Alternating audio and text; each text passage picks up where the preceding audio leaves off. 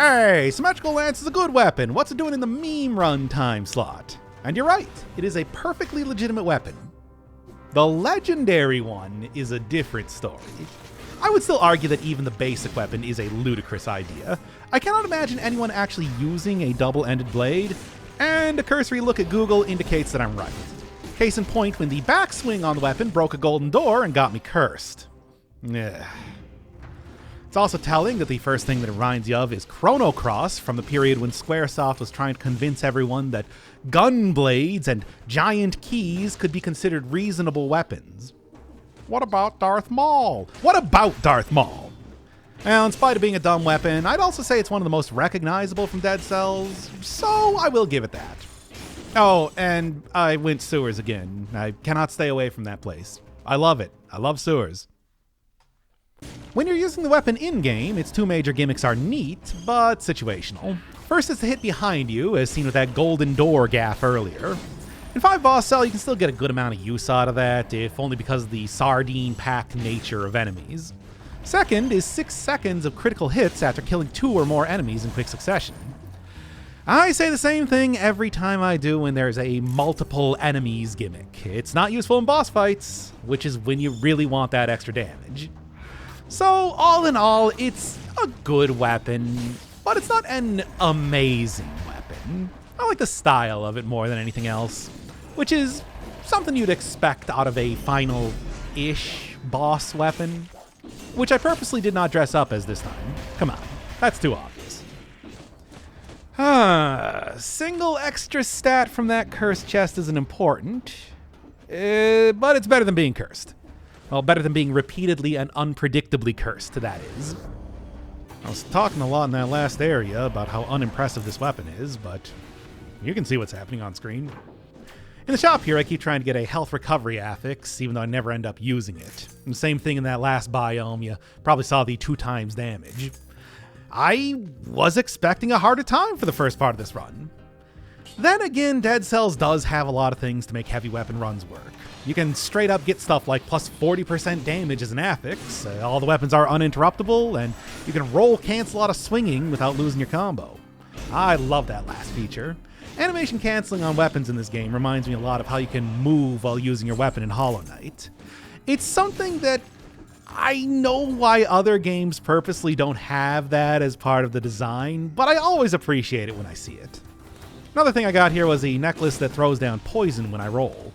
I'm picking it up anyway for the +2 survival, but I was thinking I might be able to get some synergy out of that as well. And as it turns out, it was not nearly as essential to the run as I thought it would be. Plus 80% damage is good, but I'm just about to get the legendary item as well, which... oh man, that legendary item. Well, I didn't want to go farther into the sewers anyway. Okay, they're really tying my hands on this one, aren't they? Fine, it's Dracul's castle. Always a rough area, having a lot of the same enemies as, you know, the other castle in the game. Enemies here are tightly packed together, so at least I have the critical up most of the time. And this biome is where flying enemies start to become a bit of a problem. You can't swing a weapon like this in midair very easily, unlike a brutality or tactics run, so harpies are able to get off an attack or 2 before I can take them out. Despite making that Star Wars reference earlier, I can't do a million flips in air while wildly swinging the lance around. That's what I should have dressed up as for this episode, a demon outfit with the version of this head with the orange and red color scheme. I don't even like Star Wars that much. Why am I even thinking about this? I haven't even seen the new trilogy. I heard people talking about how good the first part was, and I was happy to hear that fans were finally getting some good stuff after movies like The Phantom Menace, but, well, that didn't seem to last too long, did it? Anyway, I probably should have taken Wish so the first half of this episode wasn't just a regular run. Death would have been a more fun fight, but I also want to get the perfect fight here to get the legendary weapon, get the show on the road. Well, you know, at least I got to see what the normal version is like and all that, which is better than I expected. Said that before. It's just those flying enemies. And of course, Death is a flying enemy, so it wouldn't have been the best fight anyway. Certainly wouldn't have been able to get this much use out of the poison cloud right now. It's rare I feel like I get the ability to make really good use out of these synergy-enabling necklaces. It was nice to see that here. Of course, Concierge being ground-bound and pretty slow, you can get a good amount of stacks on there. Even though 80% extra damage is not that much, it's still something. Keep trying to get close in there so that I can get the reach, the surprising amount of reach on both the swing and the backswing of this weapon. You can even go roll back that footage about me hitting the golden door. I was not very close to that door and still managed to hit it. But it's also pretty risky when I'm very particularly going for a legendary weapon here, right? Okay, but almost there. I mean, you think about it, the flint is also a survival weapon. Makes sense that survival weapons would do good against Concierge, right? And here we are. If you haven't seen the legendary version of this, it's the one you get after beating the game for the first time. Hand of the King's personal weapon, I suppose. Gets a free 3 times damage and the ability to break shields. No downsides at all, aside from it needing to be legendary. Shield breaking in the game means that it just goes through shields in a fight, bypasses the usual invincibility, and you hit them as normal.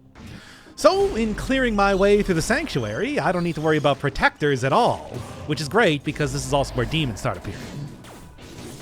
Oh yeah. Just one-shotting everything. 2-shotting at the most.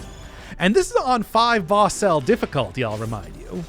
There are a lot of good weapons in this game, but none get quite to this level of power with such little downsides.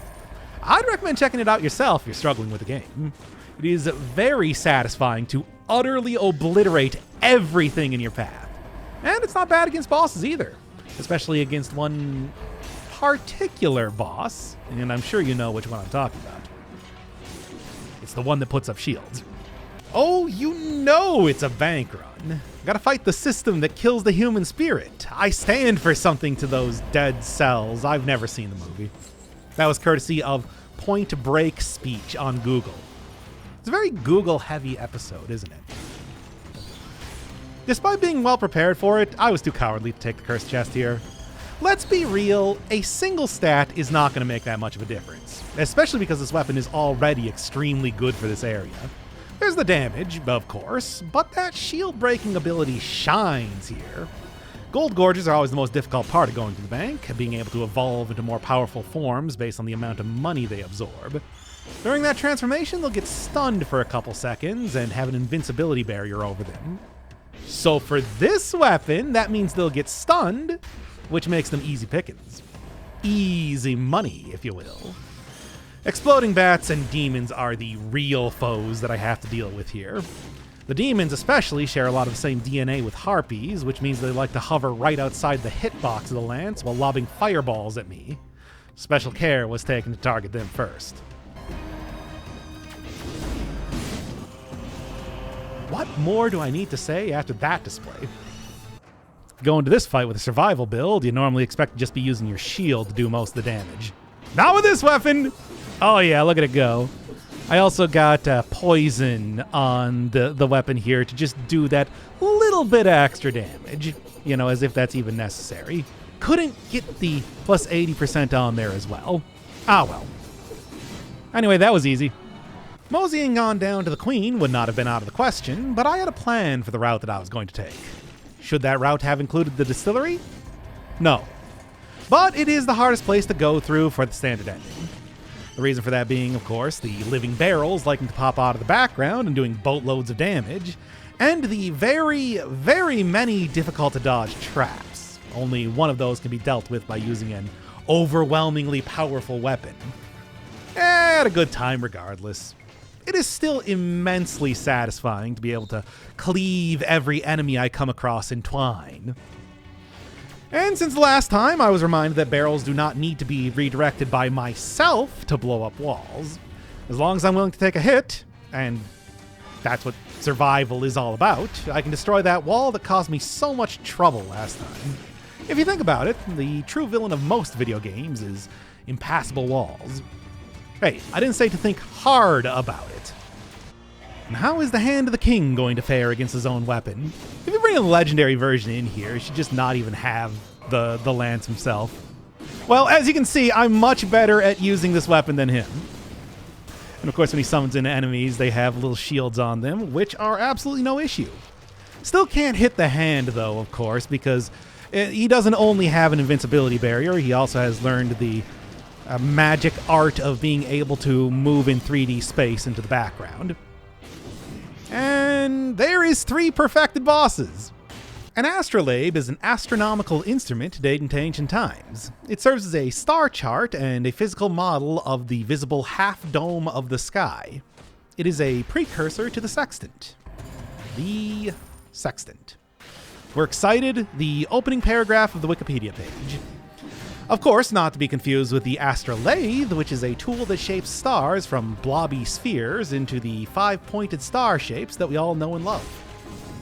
Lance, overall, just makes short work of the defenders in the area, what with the whole shield bypassing ability, and the librarians, while still annoying, can be easily dealt with if you just make sure that there aren't any enemies about. I suppose it goes without saying. Easy area. Have you seen the rest of the run so far?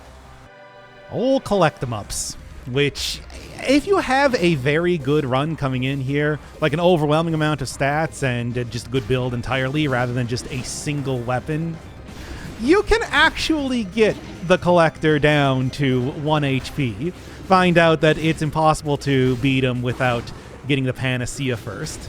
Got kinda close there, but not quite. And of course, every time it puts a barrier, still just continue to hit anyway. It's pretty great. Of course, it's not quite, like I said, not as much of a blowout as I was kind of hoping for, but I did miss that one stat back in the bank, so I guess we can all blame it on that, right? It's too bad. Just make sure that you're just facing the collector, and yep, I just broke the whole fight. You skipped over an entire phase. What a good weapon. Of course, it's still good even without being legendary version. It's just, man, the legendary version is ludicrous. It's just silly. I'm a bit disappointed that I didn't get a perfect fight here too, but it just wasn't to be. It's a difficult fight regardless, right? So yeah, Symmetrical Lance. See what I was talking about when I said meme weapon, right?